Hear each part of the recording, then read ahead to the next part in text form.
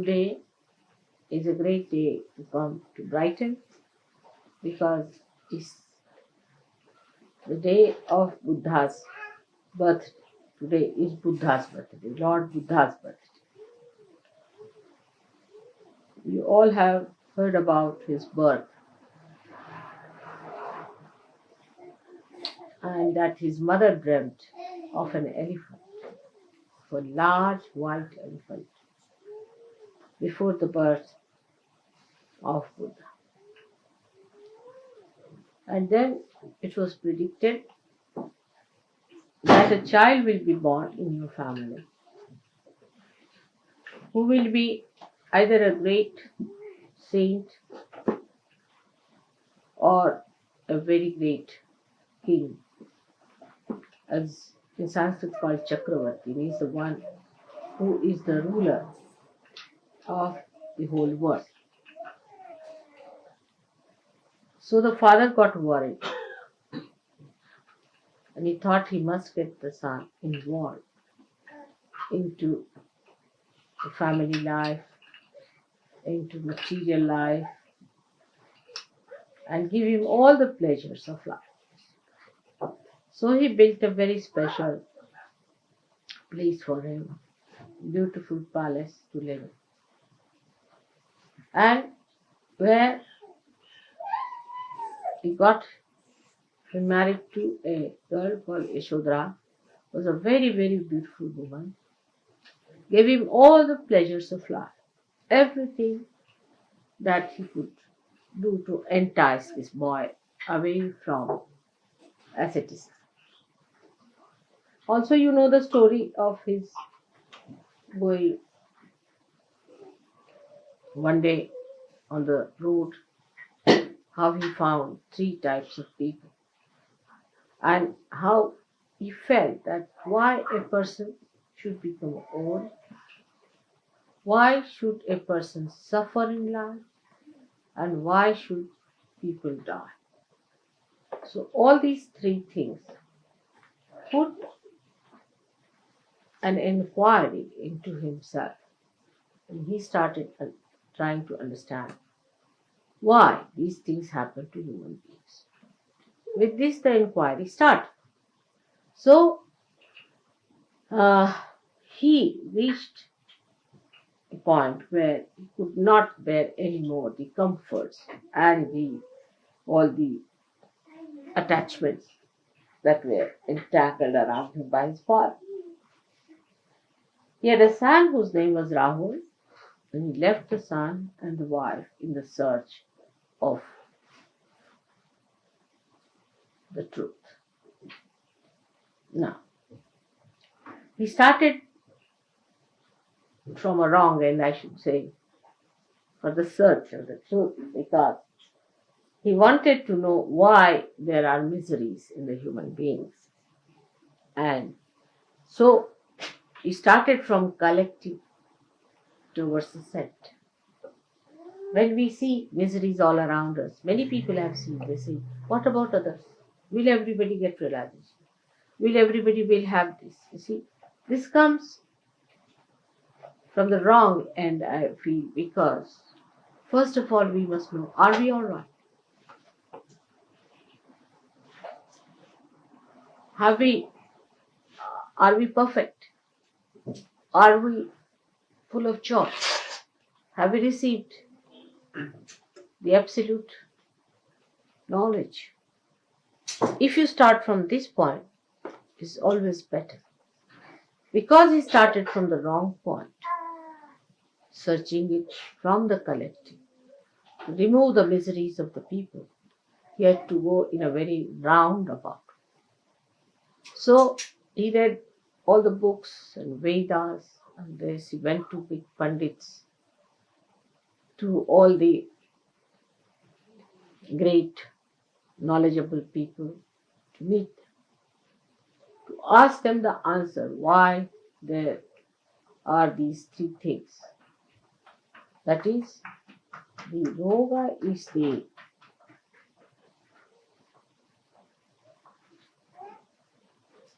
health or miserable physical body then the death, and the old age. Went and asked so many people, and they said, you have to die because you are born. And then they said that you have to become old because you are born like that. And you have to suffer because you commit sins. He was not satisfied with his answer. So he went on searching and searching and searching. And then he got tired, absolutely fed up. When he went to a place called Gaya, very near Patna it is. I've seen the place and the tree. And he sat under a banyan tree where he slept off because he got so tired of his sleep. And after the sleep he got up and suddenly he got his realization. And he thought the whole drama is over. Now his mother herself was Adi Shakti, who gave him the birth. And she died just after the birth of the child. And he got this realization. Now at that time, when he got his realization, there was nobody to tell him what it is. That what it means. Realization is nobody to decode or talk about anything that was to be understood by him. But because of his tremendous seeking and such ardent desire that the Shuddha Ichha of Kundalini itself rose. But of course, the Adi Shakti blessed him and he got his realization under the banyan tree. Now, any incarnation which came on this earth had to samayachar, according to the time, the need of the time had to act. Firstly. Secondly, the need of the incarnation to come on this earth was first created in the human being. So supposing at a time when there was too much of ritualism, Brahmanism or priesthood, and people were trying to take everything onto those artificial rituals and all that, an incarnation had to come on this earth to correct those ideas. Like Krishna came at a time when he said, this is all Leela, puja and everything he cancelled. Nothing doing, no puja, nothing. You just have ras, enjoy yourself. It's all a joke going on. See? So he brought that concept at that time in the awareness of people that the whole world is a Leela, is a play of God's own whims. So you just enjoy it. And that's how he created this wonderful festival of Holi, which we had in Delhi. I don't know. Any one of you who was there for the Holi? No. You were there? 2 years. No, but this time you were not there. All right. You might get the pictures of that. All right. So in the same way, when Buddha came in, first problem was that he thought that it's better not to talk about God.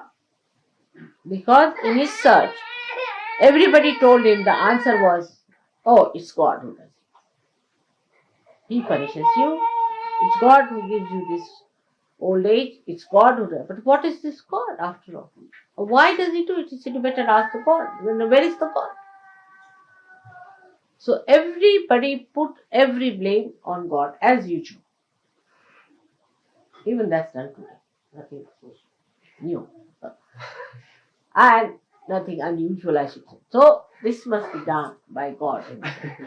If you cut your throat, God put my knife in my hand and he cut my throat. So you see, he thought better not talk of God. Because everybody is going towards God. Then the people whom he met, they said, now I have become God. He said, how? He said, I'm God. Or what? Why? Because he could mesmerize people. He said, I have become God. Just imagine. So he thought that is very dangerous to talk of God, because people take God in the hand and use it for their own purpose. Always say, oh, this is what the God has to do, and it's God has done it, and I'm in connection with God, and I'll tell God. So he got a fright, and he said, better not talk about God, because that puts the attention of the people on ritualism, artificial things. They're building temples after temples and just doing all these horrible things which one should not do. Like if you go to the south, you'll find in the temples, they shave their heads of the leaves. They shave it completely. And that they have to, this all cobbled along the sides of the walls of the temple. And the ladies who shave their head are just rolling along the sides. They have to do it sometimes 1008 times, rolling. And the water is poured on them. God knows what is the ritual from where it has come. So the poor women go on rolling like that. And somebody is pouring water on them all the time, buckets after buckets. The husband and the brother and all, they bring one after another. You see, one is finished and another one. Poor ladies rolling like that on that muddy, sort of a cobbled area. I mean, I was shocked when I saw this. I said, what's this? And then later on, you see, they became modern. So they started selling the hair, you see, abroad. So the whole thing became a big industry in Madras, you see. The hair was made into this bouffant and all that you turn it, you see. Sent to England and other places. So it's, I mean, in the name of God, ridiculous things were done. So he just thought, better not talk about God. The first step is self-realization. He was a great सहज़य, I must say. Because he said, nothing doing, don't talk about God or anything. First you get your realization. That was the first condition. Establish it. Unless and until you have established your realization, nothing doing. So he just started his own method of propagating Buddha's knowledge, or you can Buddhism as they call it. Of course, it became ism later on. So all that he started with the idea that people should first become Buddha. Buddha means realize. Buddha is to know. So Buddha means the person who has known, means the one who is a realizer. So what he says, Buddham Sharanam Gaccham. I surrender. Sharanam means I surrender to the Buddhas, means to all the सहଯogis. You are all Buddhas because you know. When you know, you are the Buddha.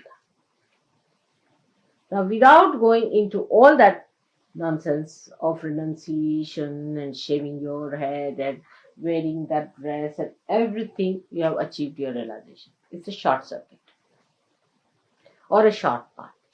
Why? Because he started from the other side. But if he had started directly from himself, you see, it would have been better. You see, in practical sense, I'll tell you how it is. Supposing you want to repair your house. So, you have to have instrument for that house. But supposing you are worried about all the houses of the world and you start repair. Neither you will repair other houses nor yours. So first you must practice on yourself. Put your attention to yourself. It also is a method by which you avoid seeing the point, seeing the reality. That if you are not all right, how can you improve the whole world? So when your attention goes to other things, you must know that there's something wrong with you first of all, which must be corrected. And that's why it took him so much time to go round and round and round.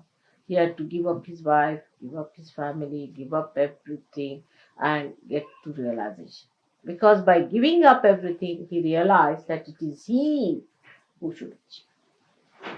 It's a very circuitous way. But you can just say it doesn't exist anything. First, let me get all right. That's the virtue.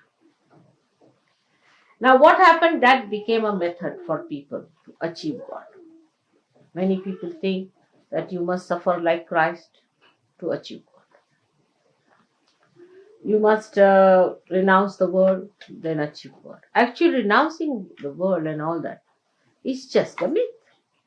How do you renounce the world?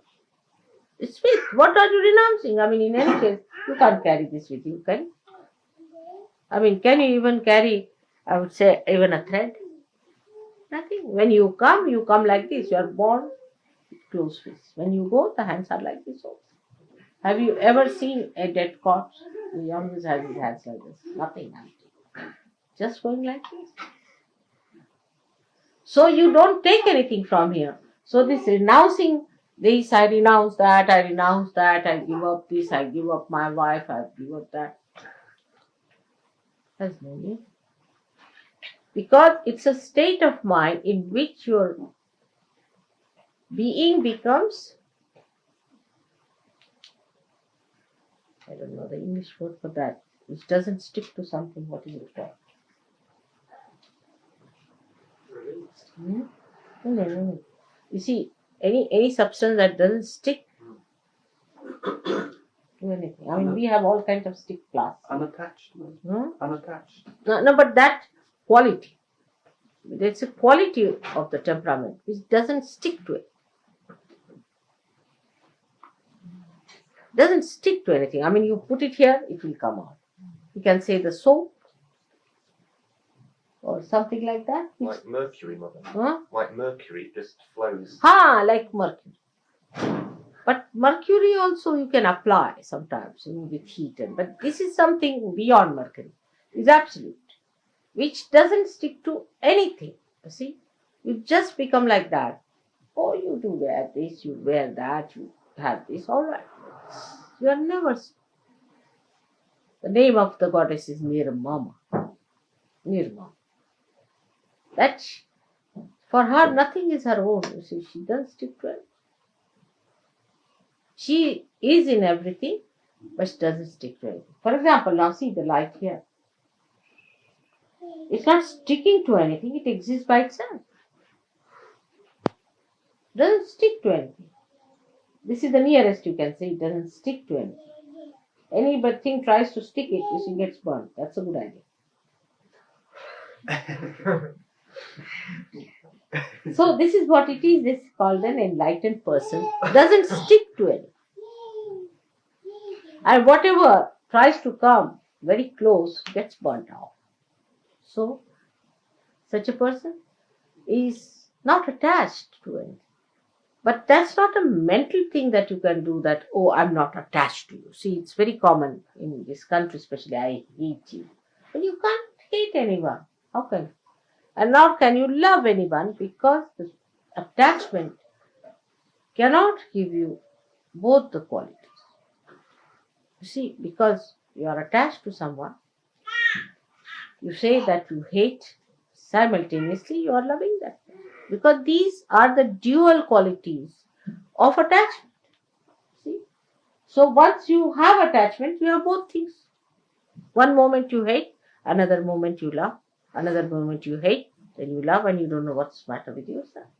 But the thing is, the quality of the mind is such that it is either getting attached mentally or either getting detached mentally. But actually, anybody say you love someone very much. No, you don't even die together. Whatever you may try, you cannot die together. One person has to die earlier, another has to die later. So the answer to his question that he asked was, why all these things are caused? So he said, it is because of desire. Because of human desire. all problems are caused, like the death, like the old age, or the sickness are caused by desire. Now see in Sahaja Yoga language how we should understand him. Is the desire, as you know, is the left side. Left side gives you death. When the left side is very much used, you get to death ultimately when it is exhausted. When the left side is out, desire, you also get sickness. And when the left side is used too much, you get your old age. Of course, the right side is the one which does it, but the left side is the originator. If you have no desire, you won't go into the right side. First is the desire. The starting point is the desire. He reached the point all right, but he didn't clearly say what desire means. Desire means the left side.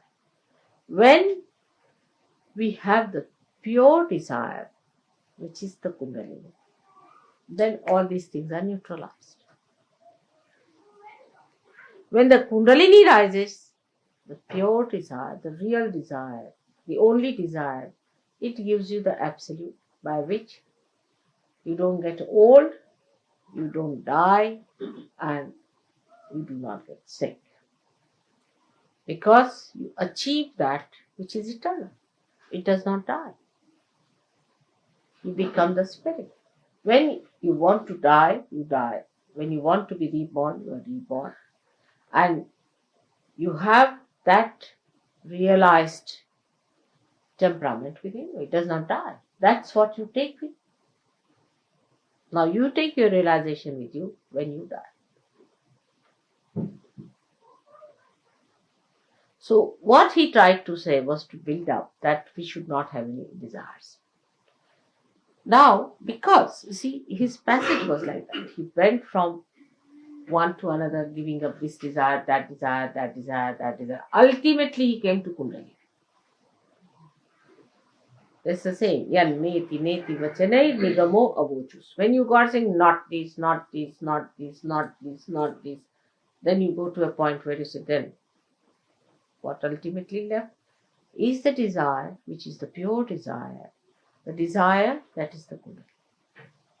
Say, for example, you say, I'll have a house. No, I'll not have a house.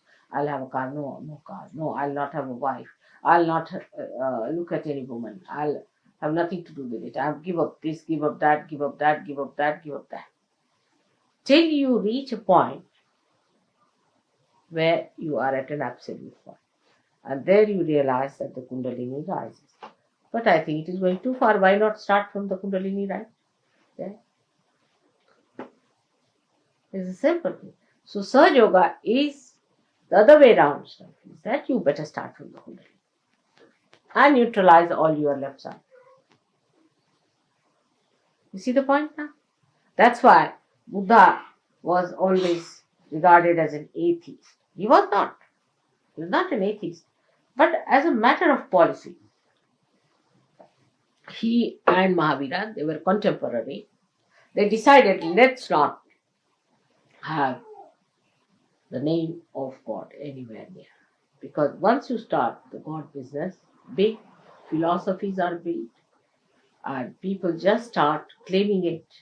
I mean, they become that. Actually, anybody who reads Gita becomes a sort of a Krishna. Shri Krishna himself is the way he talks. People, you can be shocked the way they talk. I mean, they are Shri Krishna giving an advice to Arjuna, sitting on a chariot.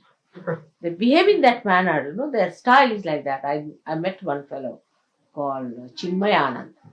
And I was amazed, the way he was talking. I was surprised. I mean, he was just behaving like Shri Krishna. Of course, horrid looking. But he thought he was Shri Krishna himself. You see. So that's what identification takes place with human beings. When they start talking about God or his ways and others. So he said, all right, put that out. Just talk about self-realization. That's the first step. And Mahavira joined hands with him. It helped that time very much to all the people who were in the name of ritualism, you see. They would say it's very difficult, Hinduism is the most difficult. You have to fast on Sunday because of the sun, Monday because of the moon, Tuesday because of the Mars. Like that went on and on. And when do you eat your food? If you have to achieve God, then you have to take your bath at 4 o'clock and do this and do that and shave your head, and then you become a sannyasi, and you can't eat this and you can't eat that and you can't do that. All those things, ritualists, they start. But he felt that supposing if you take to sannyasi, so half of your desires are finished. You are a sannyasi, you are doing God's work, and there is no need to have a family or anything. So half of your desires are finished. If you have a family, then you want to do something for the family, you have to look after your family, and all that is to be done. But he did not realize that he was a realized soul, others were not. You see, if a realized soul does that, it has no difference to him. Whether he has a family or no family makes no difference to a realized soul, because he is not attached. But to a person who is not a realized soul, supposing he'll give up his car, he'll give up his house, go to the Himalayas. There what he'll do? He'll have a hut and have a barbed thing around. Then he may think of a Georgian style of a house. It is an English one. Because according to them, Georgian style is unpretentious. So we can have, after all, we are sannyasi. That's typical. I tell you, all our Western mind is behaving in that way. If you see, that we should be unpretentious. You see, it's very fussy, is the word they will use. If you put even a little, it's very fussy. They want everything to be plain, bland, you see. But what about inside? It's filled with what? It's all bottled up with all kinds of rums, this, that. But the outside should be absolutely bland. The food should not be, if possible, just get it in its natural form. If not, don't have any taste in it. It should be so bland that any guest who comes to your house must starve. You see? All these funny ideas cropped up of asceticism. Then we have other people like Shambhalas who are going now to Gobi Desert. You see, they thought that this desert is not sufficient. Let's go to Gobi Desert. So they are going now to Gobi Desert. All these absurd ideas came out of Buddhism and also Jainism. Jainis went to the other extreme in vegetarianism, because Buddha himself was not a vegetarian. Do you know that? He was not himself a vegetarian, nor was Mahavira. You'll be surprised. Vegetarianism for them was a philosophy. It was not a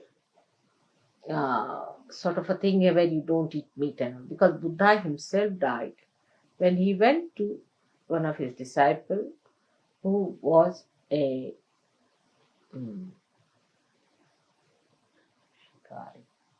hunter. And the hunter had killed a wild boar.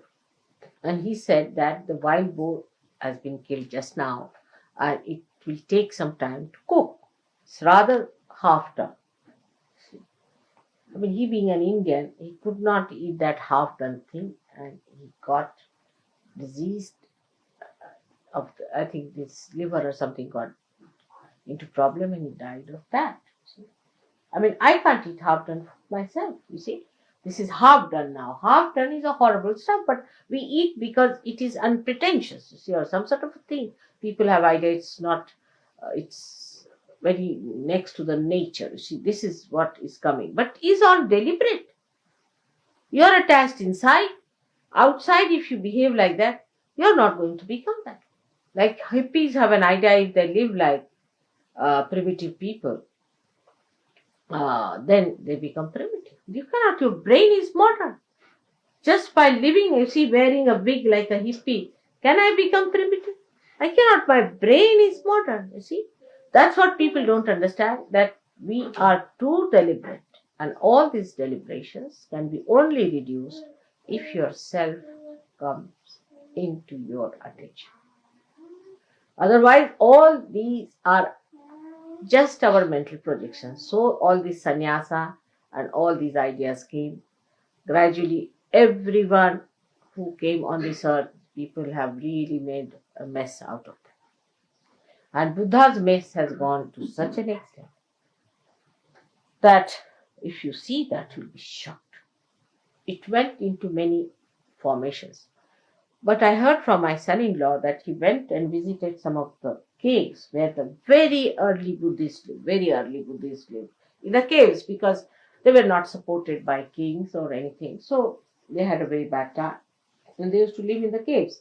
And what my son-in-law told me, that in the caves there are writings in Sanskrit, in Pali, and in Indian script, saying that it is the spontaneous happening that can bring forth the self-realization. He's got that photographed. So it's coming forward.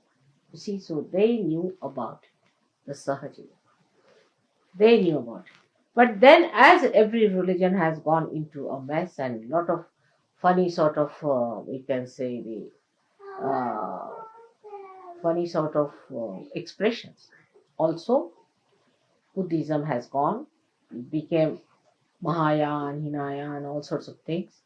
But one of them was called as Viditama, who ran away from India, settled down in Japan, and he started the Zen system of religion, which he kept to the spontaneous happening. That's one was preserved.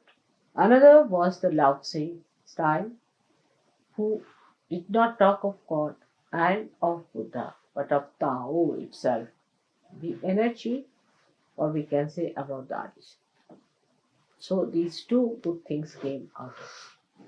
While they searched back into the history of China, and they found out the Adishakti lived many years back there as Kuan Yin. And that's how Kuan Yin was established as a goddess for many Buddhists. Now then, Buddha also got into another form, because there was a big competition between Hindus of those days, and the Buddhists.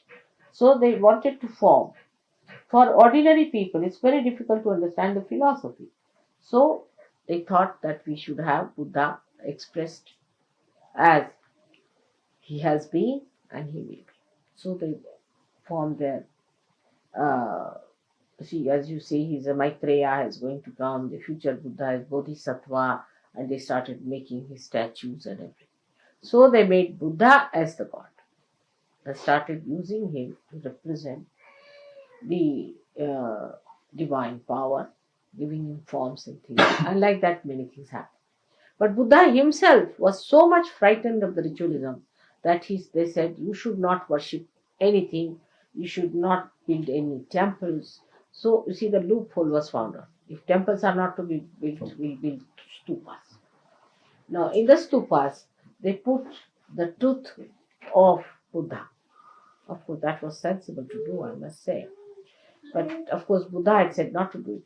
And they put it there. He had two disciples called as Sariputta and Mugala. They were very good disciples of his.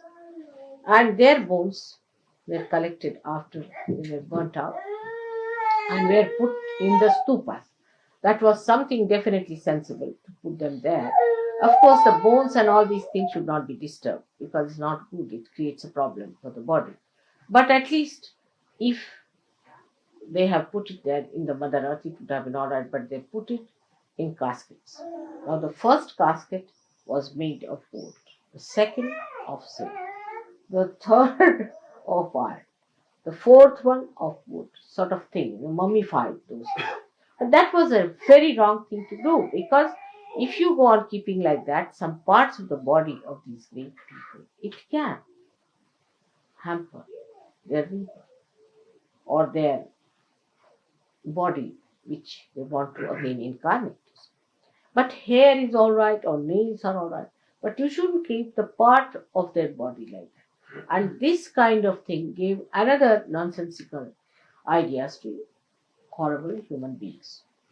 What they did, that they thought that if we have to keep some part of the person who died like divine person, why not we cut the hand of someone and like that. So in Tibet and all these places, especially in Ladakh, see, they used to cut the hands of the people when they died, and big ritual for the dead, and then they started going towards the dead. So they started moving towards the left side. Most of the Buddhists moved to the left side, which was absolutely prohibited by Buddha, because he is on the right side. He said, cut down your desires. Do the karmas without the desire.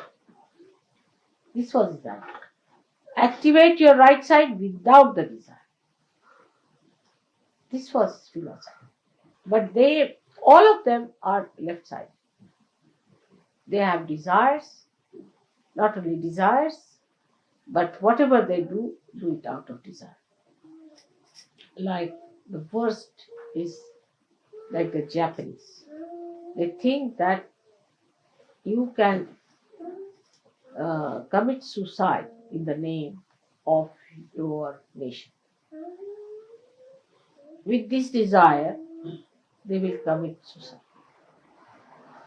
To save their country, they can commit suicide. I mean, it is absurd.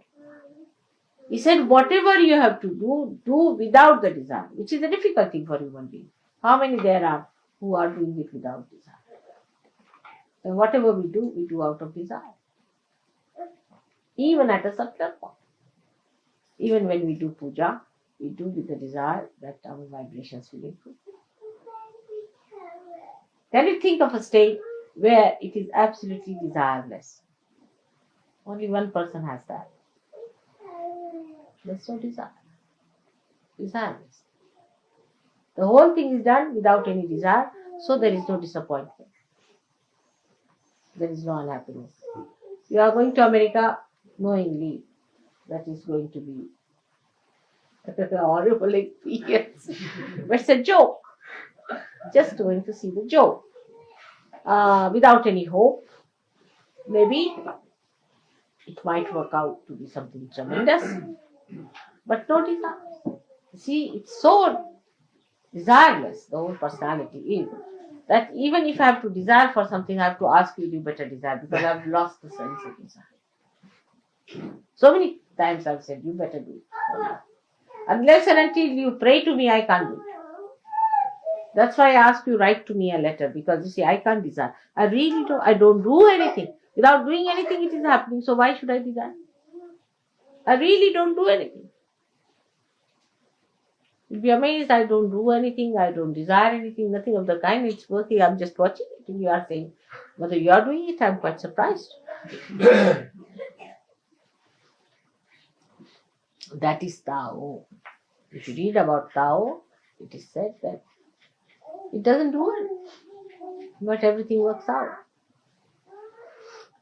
So this is what he said, which was all Sahaja, that you have to be desireless and do everything, and he is the one who controls our ego. Because if you have no desire, you will have no ego either. Ego is only built up when you have a desire to do something. That is, you just do it for fun, just for joy, just for doing. Then how will you build up ego? You cannot. Like an artist is painting just for fun and throwing it. Creating something just for fun. That's what God is. Not with a desire to achieve something. I mean, the desire is so gross, can be extremely gross. It can become subtler and subtler and subtler. That's a good way. But it can be very, very gross also. Like some people can believe that, you see, I should paint it because I'll get so much money. Or I can sell it to somebody who may be the worst man, but I'll sell it because I can get more money. That's absolutely the grossest of all. You see, that you can go to the most sinful things. I mean, I don't know. There can be even worse desires than that. Can be very many. But on this auspicious day, we should not think of them, which are there like that. But minimum of minimum, if we come, just do your puja just for the joy of it, not with any desire. Just for the joy. I mean, we are doing so many things like that. For example, we enjoy each other's company. Just think of that. We also, yogis, are enjoying each other's company. What's this for? Nothing at all. There's no nothing. Just we are enjoying it without any desire. Just for enjoyment's sake, enjoyment. When that purity comes, you see, in our temperament, that we do everything without any desire, we have got rid of our ego. The Buddha is awakened within us. And that's what is the importance of Buddha. That he settled down himself in a place which is the most difficult place. That is on the left side of your head, you see. Sometimes I have seen it projects here up to this point, in some people. They get such a terrible pain, pulling it out from there. Can't imagine. So this horrible point, which is so funny, it is sometimes it can blow up like that. You see, sometimes it can pierce through. It's a horrible one, which all of you have developed quite a lot, you see. And it takes its forms in different ways and methods. For that, we have to say, Buddham Sharanam Gacchami. Means we surrender ourselves to Buddha. Then what does he say? The second one is very good. Sangham Sharanam Gacchami. I surrender myself to collectivity. Sangham. Sangha is the collectivity. I surrender myself to collectivity. Ego goes down. First of all, Buddha, who is sitting, who is the deity, which is the enlightenment, you say, I surrender myself to Buddha. Secondly, you say, I surrender myself to collectivity. Egoistical people cannot surrender. So, I surrender myself to collectivity. So, we say, Sangham Sharanam Gacchami. It is to Virat. It is the third one. Buddham Sharanam Gacchami, Sangham Sharanam Gacchami. The third one, Dhammam Sharanam Gacchami. Dhammam Sharanam Gacchami. Dhamma means the religion, the balance. I surrender myself to religion, which is essence of it. Or you can put it the other way down, that Buddham Sharanam Gacchami, Dhammam Sharanam Gacchami, Sangham Sharanam Gacchami. That's all. If you have achieved it, then we can talk of God, not before that. So these three things are to be achieved. We would put it in a Sahaja Yoga way like this. First of all, Dhammam Sharanam Gacchami. I surrender myself to my virtues. All desires can be surrendered to your virtue. Is it virtuous to do like this? You can. If you are brought up that way, you will just not do it. You will have no desires to do something that is not virtuous and righteous. You will just not do it.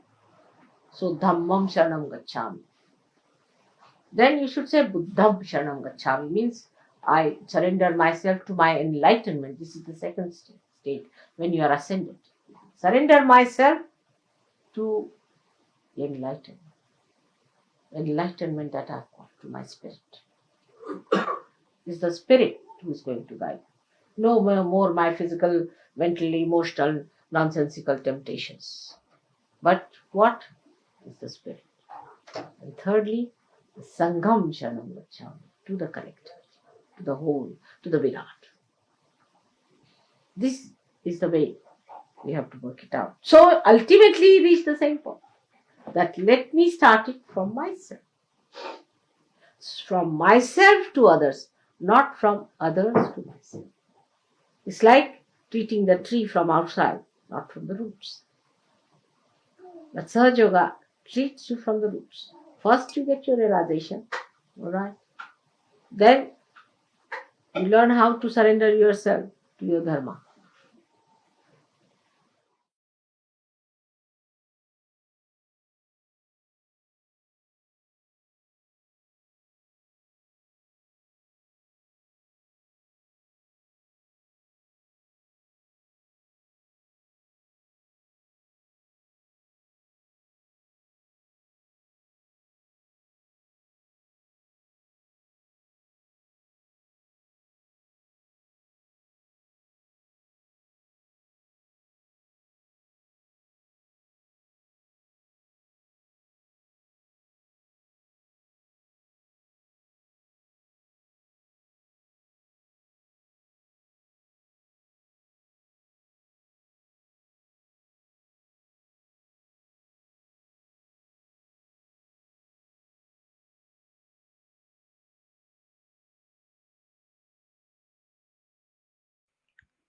परम पूज्य श्री माता जी, आपकी परम कृपा में हम सब एक प्रतिभाशाली व्यक्तिमत्व बन जाए। श्री माता जी, आपकी परम कृपा में हम सब आपके श्री विराट स्वरूप के अंग प्रत्यंग बन जाए। अपनी ध्यान धारणा और सामूहिक कार्य की तपश्चर्या से हम श्री आदिशक्ति के एक प्रभावी और प्रभावशाली माध्यम बन जाए।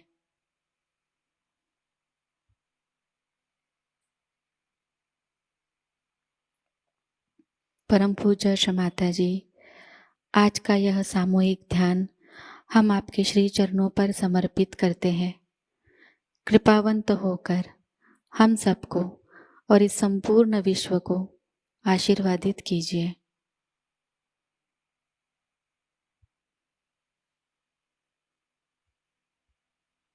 श्री माँ को प्रणाम करेंगे और सामूहिकता में कुंडलिनी चढ़ाकर बंधन लेंगे।